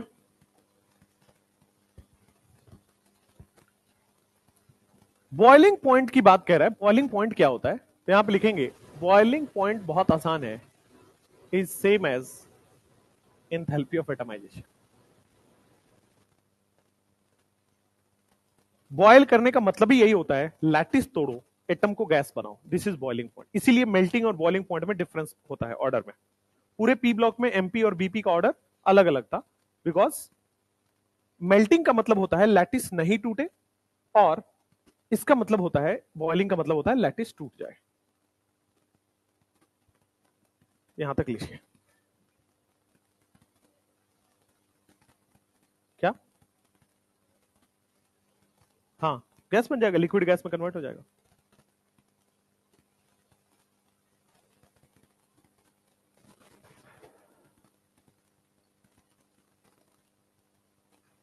मरकरी आपने देखा तो होगा कहीं ना कहीं, कहीं देखा होगा। कहां पे देखा? स्कूल में देखा होगा और कहां देखा होगा?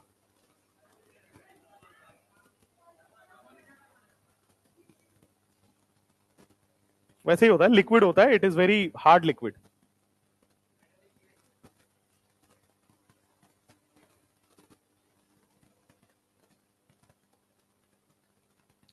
लिखो डेंसिटी। ट्यूबलाइट में होता है हर जगह, ट्यूबलाइट होता है, थर्मोमीटर होता है। थर्मोमीटर कभी तोड़ा है घर पे? तो बस वहां पे निकला ही होगा उसमें मरकरी। वो कभी थर्मोमीटर तोड़ो और उसके उसको हाथ पे निकालो, मरकरी होता है, उसको बस इनहेल या फिर किसी भी तरह बॉडी के अंदर ना जाए, because it is very toxic. ठीक है, उसको दूर रख के मरकरी को देखोगे तो आप हाथ घुमाओगे, आपके साथ साथ वो घूमेगा। ठीक है, इट इज लिक्विड, और वो आपके हाथ में चिपकता भी नहीं है। नेक्स्ट, आपने वो वाला कोई पत्ता आता है यार, जिसके ऊपर पानी रखो तो फिसलता है, क्या बोलते हैं उसको? क्या बोलते हैं? पत्ता बोलते हैं। गुड। तुम लोग इतने स्मार्ट कब से हो गए हो? हमसे पढ़ के हो गए हो। आ, चलो, आंगनबाड़ी से पढ़े हुए हो तुम लोग, दिख रहा है कि तुम लोग आंगनबाड़ी से ही पढ़े हो।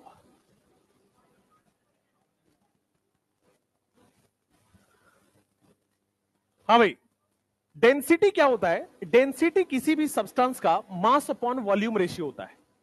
तो अगर मास बढ़ेगा तो डेंसिटी बढ़ना ही है। अब बोर्ड पे देखो, जैसे जैसे लेफ्ट से राइट जाओगे तो आपका मास बढ़ेगा।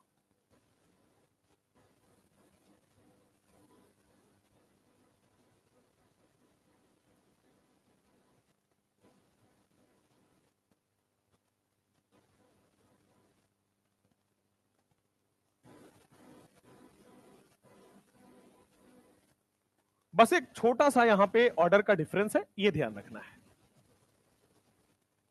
उसी तरह डेंसिटी पीरियड में हो गया है, और डेंसिटी अब ग्रुप में देखो, डेंसिटी इन ग्रुप। तो हमने पढ़ा है कि फोर्थ पीरियड और फिफ्थ पीरियड में कोई भी ऑर्डर का एक्सेप्शन नहीं है, लेकिन फिफ्थ पीरियड और सिक्स्थ पीरियड में क्या एक्सेप्शनल ऑर्डर आता है? फिफ्थ पीरियड और सिक्स्थ पीरियड में एक कॉन्ट्रैक्शन लगता है, उस कॉन्ट्रैक्शन का नाम क्या है? Lanthanide contraction. लेंथनाइड कॉन्ट्रैक्शन होने से साइज बराबर हो जाता है। ठीक है, सेम लेंथनाइड कॉन्ट्रैक्शन की वजह से जो फोर्थ पीरियड है, मास बढ़ने से डेंसिटी बढ़ेगा फिफ्थ पीरियड में, बट फिफ्थ पीरियड और सिक्स्थ पीरियड का जो आपके पास डेंसिटी है, that will be equal. Density of fifth period and sixth period will be equal.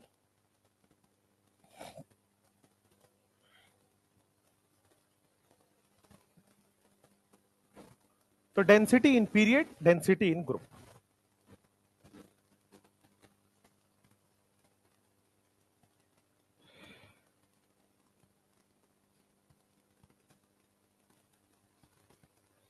Density के बाद next is your magnetic behaviour.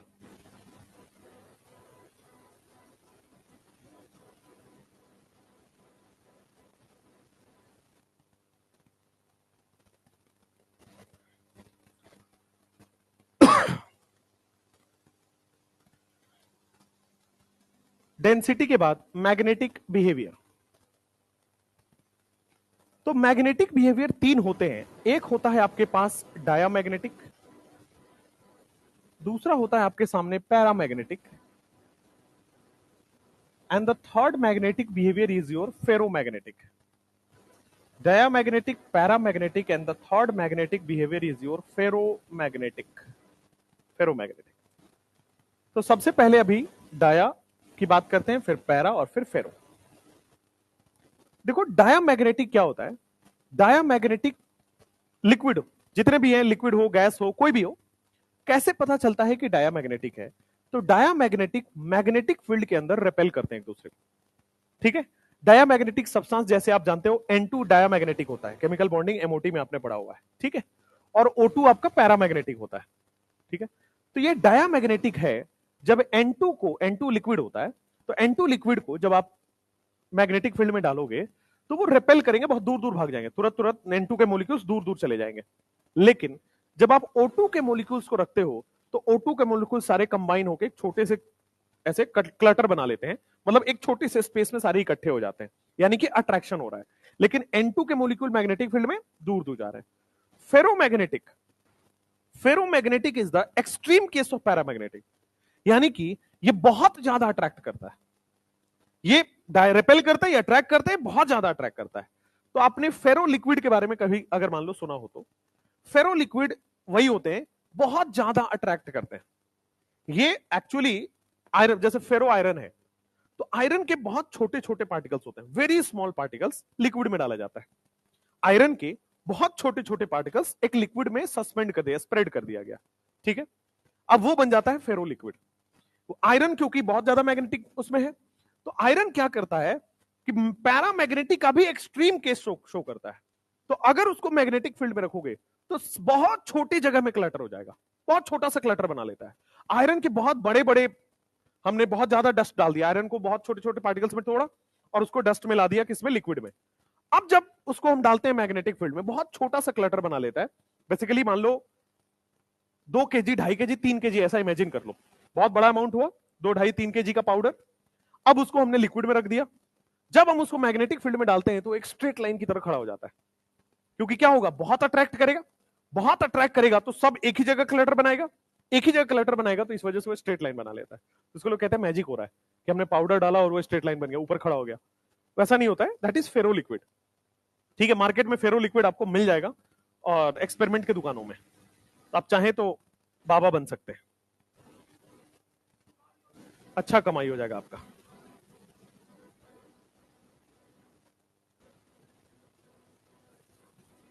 और बाबा बनिए और उसमें आप वो करिए, लव गुरु बन जाइए। आजकल ऐसे वाले बाबा ज्यादा ट्रेंडिंग है ना। पॉडकास्ट शुरू करोगे, बहुत बढ़िया। मुझे बुलाओगे और मैं आ भी जाऊंगा तुम्हारे साथ, है ना? अच्छा।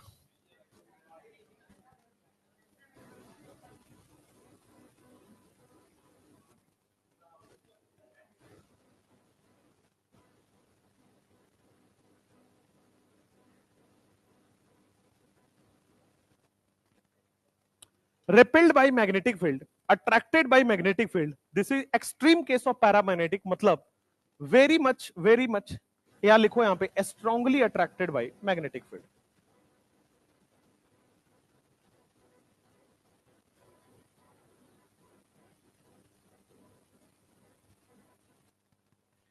Paramagnetic, ferromagnetic, diamagnetic.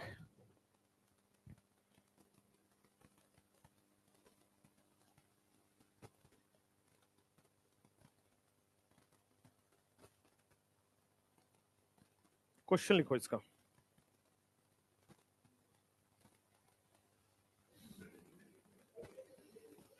हमारा नजर वहीं पे है। डायामैग्नेटिक, पैरामैग्नेटिक और फेरोमैग्नेटिक। डायामैग्नेटिक में क्या अनपेयर्ड इलेक्ट्रॉन होगा या नहीं होगा? नहीं होता है, एब्सेंस ऑफ अनपेयर्ड इलेक्ट्रॉन।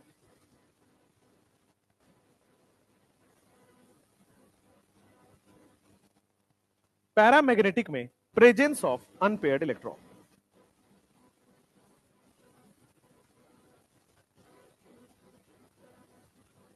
और फेरोमैग्नेटिक में presence of high unpaired electron, जैसे क्रोमियम में हो रहा था, मैंगनीज में हो रहा था, इनमें हाई अनपेयर्ड इलेक्ट्रॉन है।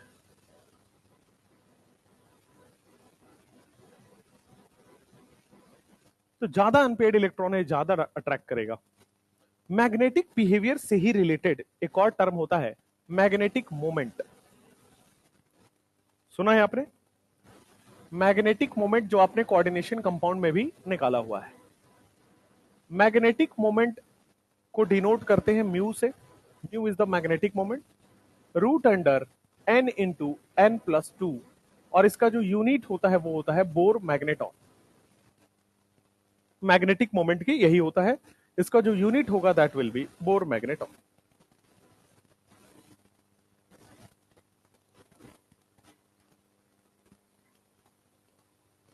अब जैसे आपके पास क्रोमियम प्लस 2 है, what will be the magnetic moment?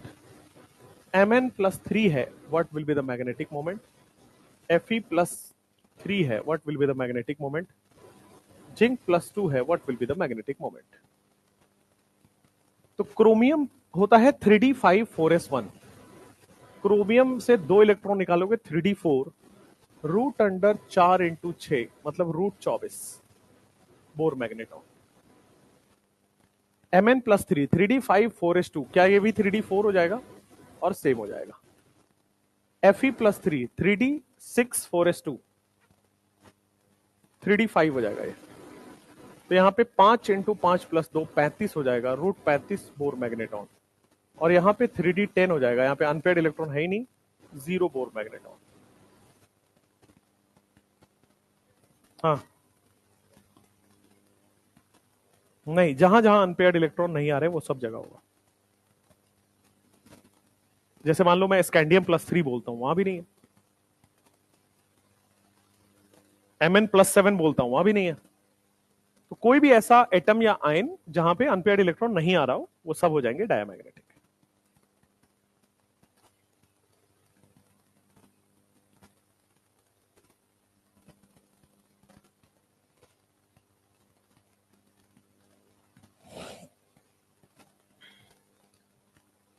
लिखो फॉर्मेशन ऑफ इंटरस्टिशियल कंपाउंड्स।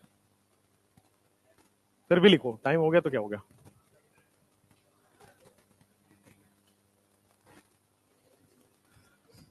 तो तुम क्या 3 मई तक पढ़ोगे? 4 मई तक? तुम्हारा बस चले तो तुम एग्जाम ही ना दो।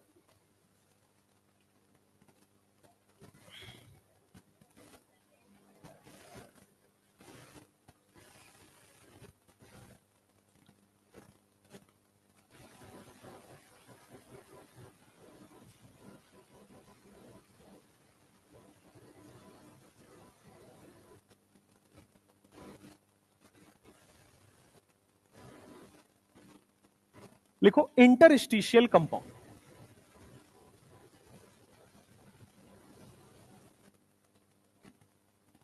स्टिशियल,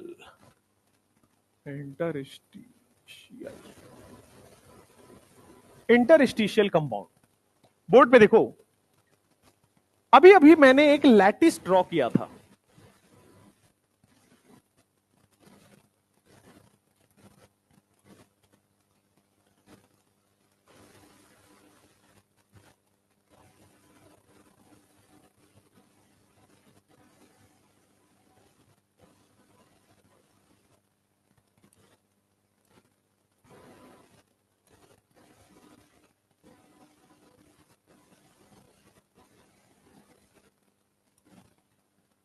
मैंने अभी अभी लैटिस ड्रॉ किया था, और लैटिस में क्या होता है, एटम्स आपस में बॉन्डेड होते हैं।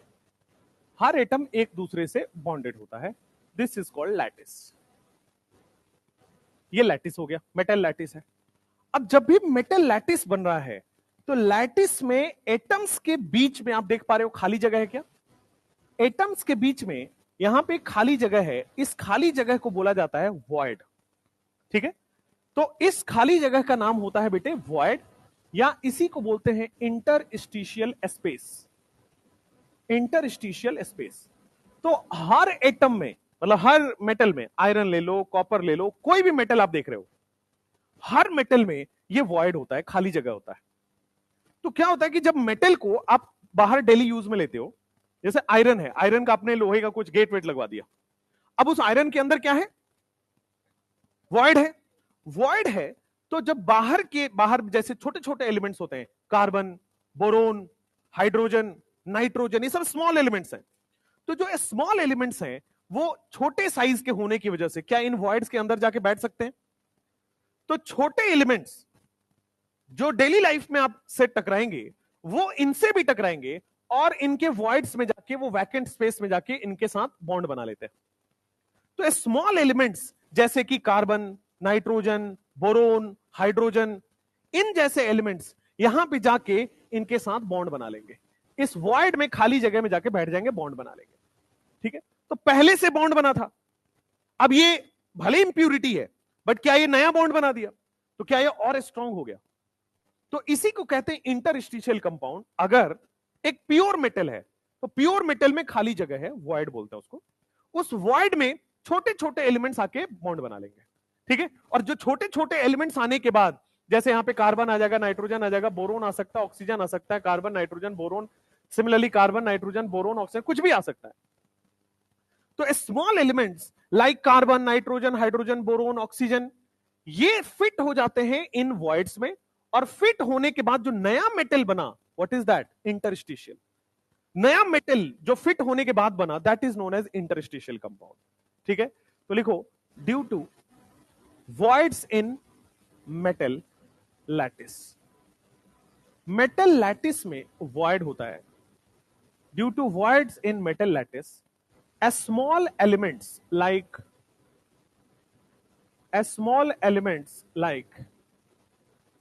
carbon, nitrogen, boron, hydrogen, oxygen, as small elements like carbon, nitrogen, boron, hydrogen, oxygen, है ना, mix bond inside void। ये क्या कर देते हैं? अंदर जाके बॉन्ड बना लेते हैं void के अंदर, mix bond inside void, and this is known as interstitial compound। इसी को हम लोग इंटरस्टिशियल कंपाउंड कहते हैं।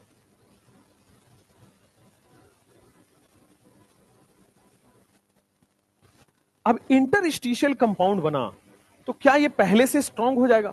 क्योंकि पहले तो केवल एटम के बीच में बॉन्ड बन रहा था, अब ये भी बॉन्ड बना रहे हैं, तो क्या एक्स्ट्रा बॉन्ड बन रहा है? एक्स्ट्रा बॉन्ड बन रहा है तो और मजबूत हो जाएगा। तो interstitial compounds are properties of interstitial.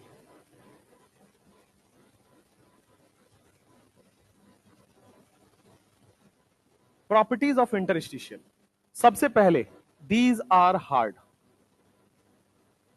These are hard metals.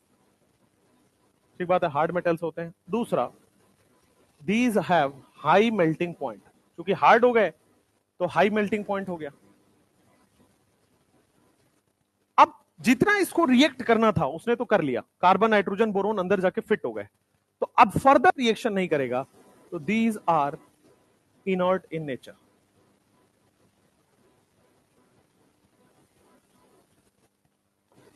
पहले तो वॉइड था, तो वॉइड है इस वजह से आराम से फ्लेक्सिबल है, मुड़ सकता है, मैलिएबल डक्टाइल बोलते हैं। बट अब ये बॉन्ड बना लिया तो और टफ हो गया और स्ट्रिक्ट हो गया, तो इसलिए लेस मैलिएबल एंड डक्टाइल। ये ओरिजिनल से लेस मैलिएबल एंड डक्टाइल होते हैं, ओरिजिनल से लेस मैलिएबल एंड डक्टाइल होते हैं।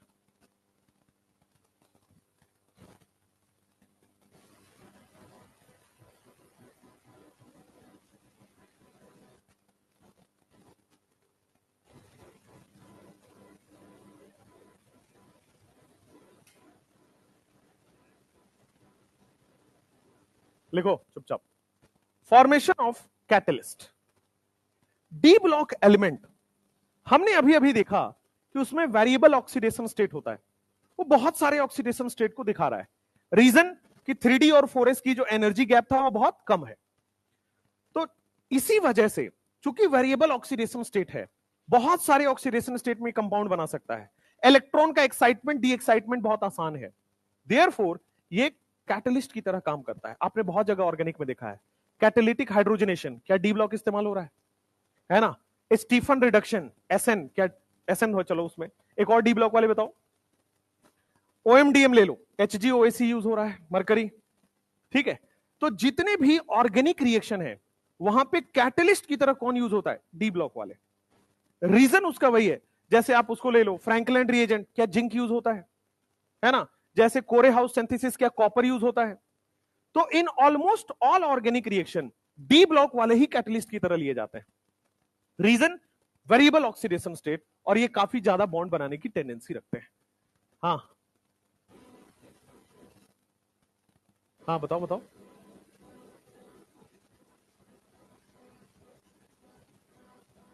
हाँ हाँ, वीक नहीं होगा, बॉन्ड बन के और स्ट्रांग होगा, नया बॉन्ड बन गया।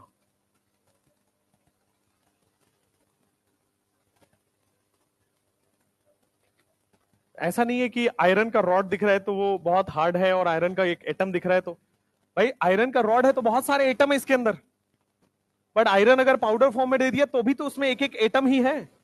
तो हम आयरन एटम की स्ट्रेंथ की बात करते हैं, रॉड और इसकी बात नहीं कर रहे।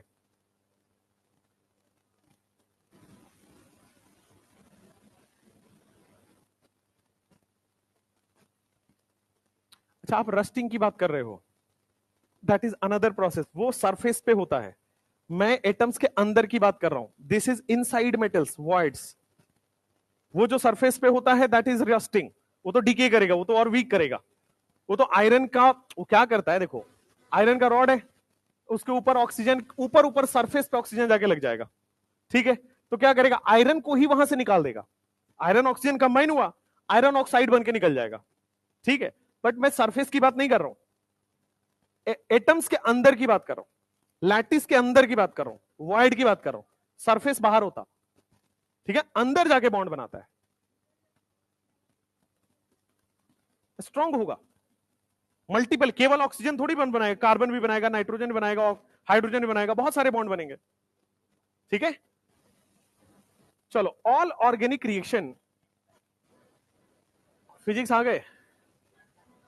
नहीं नहीं, वो थोड़ा लेट है, खाना खा रहे हैं, गेट पे हैं। अच्छा कोई बात नहीं, तुम पढ़ो ना, तुम्हारी नजर एकदम ऐसे गार्ड वाली क्यों हो गई है? तुम बेटा डॉक्टर बनने आए हो, तुम्हारी हरकत कंपाउंडर तक तो कम से कम रुके, तुम एकदम क्या ही बोलो। Because of variable oxidation state. दूसरा, हाई नंबर ऑफ अनपेयर्ड।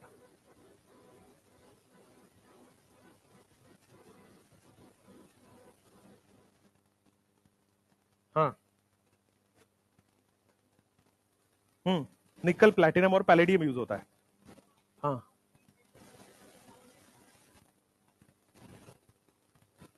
क्या होता है? अब यार कुछ बताया था, पूरा बताना पड़ेगा।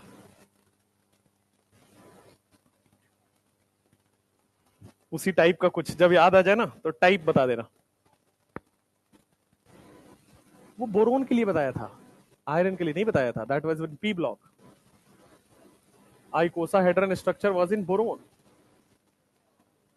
हाँ, चलो, लास्ट इज अलॉय फॉर्मेशन। देखो ध्यान से, डी ब्लॉक वाले जितने भी मेटल्स हैं, क्या उनकी स्मॉल साइज होती है बिकॉज ऑफ शील्डिंग? शील्डिंग इनका पुअर है तो इनका साइज छोटा होता है, और साइज छोटा होता है इस वजह से दूसरे डी ब्लॉक वाले के साथ मिलकर अलॉय बना लेते हैं। अलॉय क्या है? अलॉय एक होमोजीनियस सॉल्यूशन है। पहले समझो होमोजीनियस सॉल्यूशन क्या होता है। होमोजीनियस सॉल्यूशन का मतलब एक ऐसा सॉल्यूशन जिसमें इक्वल इक्वल अमाउंट मेटल्स का डला हुआ है। शांत, जिसमें इक्वल इक्वल अमाउंट मेटल का डला हुआ है उसको बोलते हैं होमोजीनियस सॉल्यूशन। अब मेटल, दो मेटल अगर इक्वल इक्वल अमाउंट में आके मिलते हैं एक दूसरे से, तो वहां पे जो होमोजीनियस सॉल्यूशन बनता है उसको बोलते हैं alloy. Homogeneous solution of two और मोर मेटल्स, इसी को क्या बोलते हैं? अलॉय। तो डी ब्लॉक वाले अलॉय ज्यादा बनाते हैं, एस ब्लॉक वाले नहीं बनाएंगे। क्यों? क्योंकि डी ब्लॉक वालों का साइज छोटा है, तो सिमिलर साइज वाले आसानी से होमोजीनियस साइज बना लेते हैं। रादर अगर दोनों का साइज डिफरेंस ज्यादा है तो आसानी से नहीं मिल पाएंगे। चूंकि बेटा पढ़ लो, डी ब्लॉक वाले सिंस ए स्मॉल साइज के होते हैं, डी ब्लॉक है ए स्मॉल साइज, और ए स्मॉल साइज की वजह से due to small size, due to a small size of d block elements,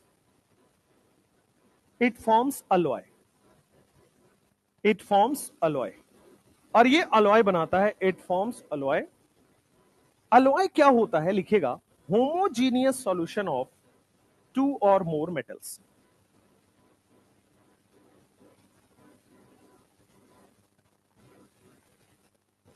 homogeneous solution of two और मोर मेटल्स।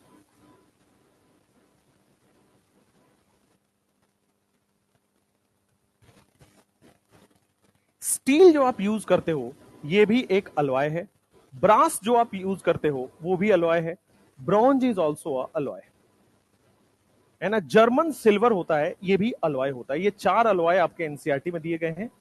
इसमें पूछा जाता है क्या क्या मिला के आप बनाते हो। स्टील जो आप यूज करते हो that is also alloy, but steel में ध्यान रखें वो मेटल का अलॉय नहीं है, नॉन मेटल का अलॉय है।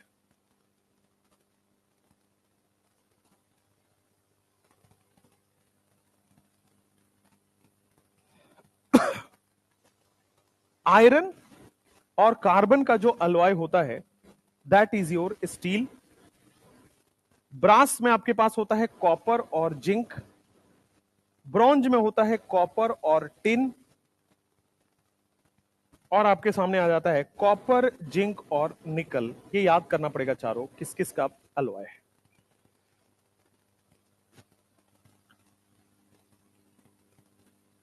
एक लास्ट होता है कॉम्प्लेक्स फॉर्मेशन जो आप ऑलरेडी पढ़ चुके हो कोऑर्डिनेशन में, कि डी ब्लॉक वाले कॉम्प्लेक्स बनाते हैं। उसके 3 रीजन भी लिखवाया हुआ है, जेड इफेक्टिव ज्यादा होता है, साइज स्मॉल होता है। तो कॉम्प्लेक्स फॉर्मेशन आपके ऑलरेडी कोऑर्डिनेशन में लिखा हुआ है। प्रॉपर्टीज ऑफ डी ब्लॉक आपका यहां पे फिनिश हुआ है। ठीक है, अभी इसमें प्रॉपर्टीज बाकी है।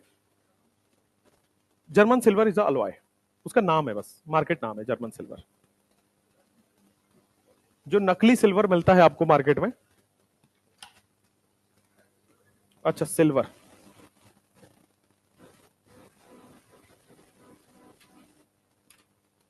जो मार्केट में नकली सिल्वर मिलता है वही है वो।